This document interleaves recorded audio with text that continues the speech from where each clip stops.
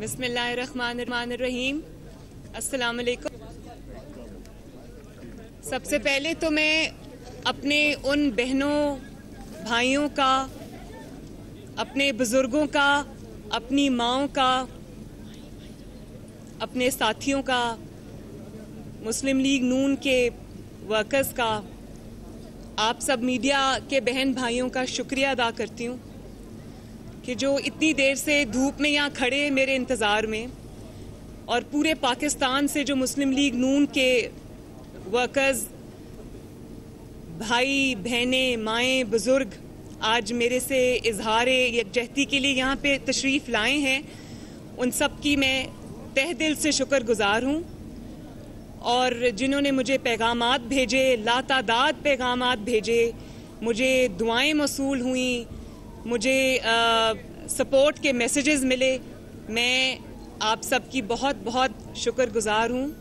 ये सपोर्ट और ये जो जज्बा है, ये जो खलूस है, ये मुझे हमेशा याद रहेगा। आप सबका शुक्रिया। मैं अपनी बात कर लूँ पहले प्लीज़। और अभी मैं JIT से आई थिंक 2 घंटे का सेशन करके आई हूँ। जो कुछ उन्होंने मुझसे पूछा मैंने उसका जवाब दिया, और अपने वालिद के बाद, अपने चचा के बाद, अपने भाइयों की, जो दोनों भाई मेरे पीछे खड़े हैं, उनकी पे दर पे पेशियों के बाद आज बावजूद इसके कि सुप्रीम कोर्ट के ऑर्डर में मेरा नाम नहीं था, मुझ पे पिटिशनर ने जो भी इल्ज़ामात लगाए, प्राइम मिनिस्टर के डिपेंडेंट होने का या बेनिफिशियल ओनर होने का, वो कोई भी इल्ज़ाम प्रूव कर नहीं पाए। और बावजूद इसके कि सुप्रीम कोर्ट के ऑर्डर में मेरा नाम नहीं है, मैं आज पाकिस्तान की बेटी होने की हैसियत से, एक सिटिंग प्राइम मिनिस्टर की बेटी होने की हैसियत से, और उस इंसान की बेटी होने की हैसियत से जिसने हमेशा आइन और कानून की पासदारी की है, मैंने आज वो कर्ज उतार दिया जो मुझ पे वाजिब भी नहीं था।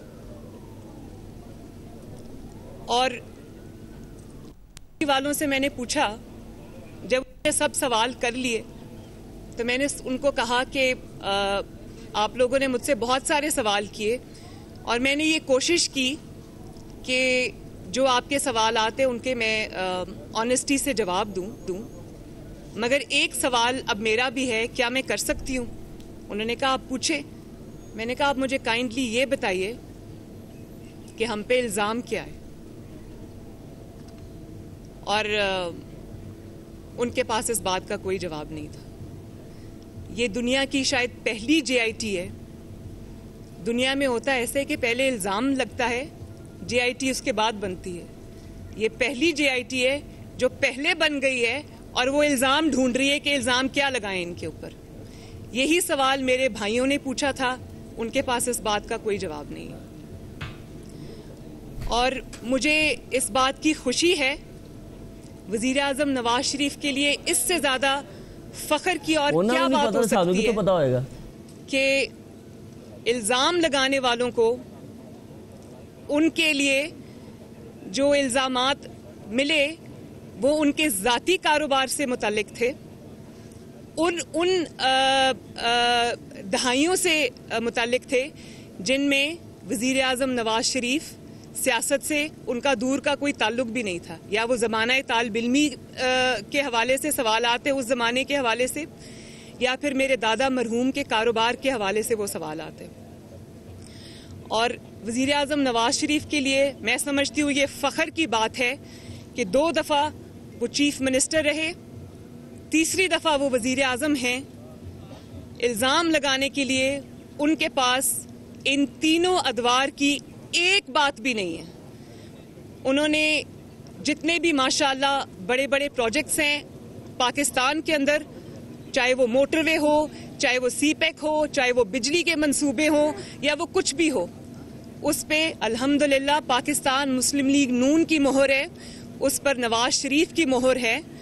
और उन सब प्रोजेक्ट्स में से एक पाई की करप्शन तो दूर की बात, वो कभी इल्ज़ाम भी नहीं लगा सके।